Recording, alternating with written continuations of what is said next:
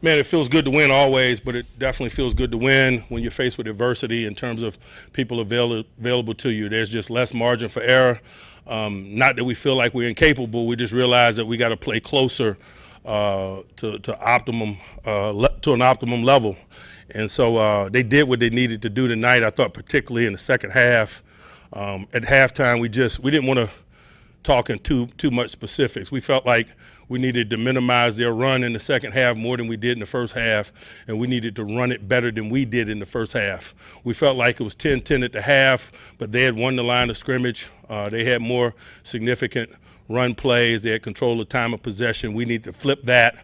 We felt like if we flipped that, we could stay away from negativity on offense, and we could create some negativity for them on defense, and really that's what transpired. So the guys deserve the credit. They made the necessary plays. Can't say enough about the efforts of a lot of people, but that's team.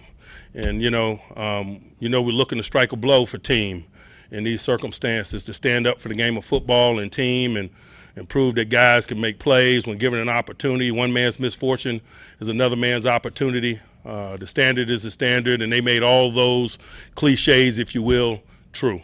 So I'm appreciative of that. It's good to get a win, AFC North ball. Excited about it. Questions?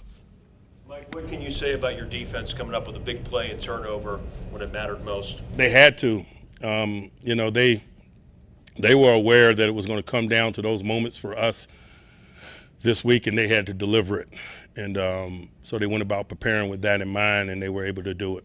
Mike, is it a little more satisfying that Cleveland almost had their whole complement of players, and you've had to kind of piece some things together, and your guys played almost like they've been starting? It's not about what Cleveland had. I'm proud because of the circumstances that we were under. Man, this time of year, forget the opponent. They're nameless gray faces. It's about you being able to execute your plan to a level that allows you to win games. So I want to keep the focus on our guys and what they did. Mike, you did have great expectations for Devlin, but how did you feel about his performance? Did it exceed them? He didn't kill us.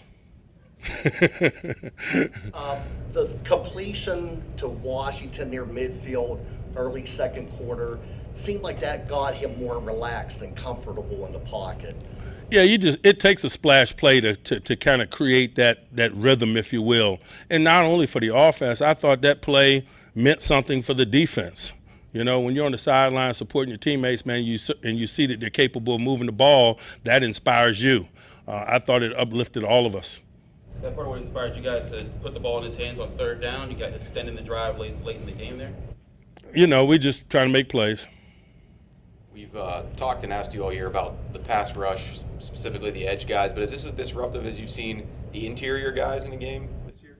Yeah, you know, we had a couple where we had Cam and Tuitt in there that was, pretty good. This was a good game, but we've had a couple of those type games. Coach, back-to-back strong games for Benny Snell. What are you seeing from his skill set that's working so well? He's a guy that gets better as the game goes on. He's got the mentality of a featured runner. He likes the grit associated with a volume of carries. I think he gets better as the game goes on, and none of that is surprising to us. We saw it on Kentucky tape, but it's good to see that he can take it to Sunday stadiums. Like Duck made some big plays. He also lived a little dangerously at times. What did you think of his performance overall? Man, I thought he played his tail off. Without over-analyzing it, just a general synopsis, I thought he played his tail off. Did you spend a lot of time with him personally this week, sort of getting him in the right mindset? I did not. I wanted him to know that I had confidence in him, and I thought extra time and extra points of emphasis and more dialogue than normal would prove to him that I didn't. And so I was very conscious of my interactions with him. It was no more than normal because I wanted him to know that we had real confidence in him. Where did you have more confidence in him today than maybe you did against the Chargers? Or where did you see him perform with more confidence today than he did in that game? I had more confidence in him today than I did against the Chargers because our relationship is born out of our shared experiences. We had the experience of what he did in the Chargers game in our back pocket, and that probably produced today. And that's not only for him, but for anybody. The more shared experiences you have with them and the more level of confidence in terms of what you can anticipate getting. And that's just football. And it's reasonable to expect all these guys to evolve, to continually get better, and to continually provide a more consistent above-the-line effort. And I thought that's what he is doing, but it's just on a small body of work. So there's not a lot of space for comfort there, but we're not seeking it. Anyone else? I think you guys did a good job kind of controlling the emotions after the way the last game against these guys ended. We weren't concerned about it, to be quite honest with you. We were about beating them today. That's how you deal with some of that stuff. You beat them.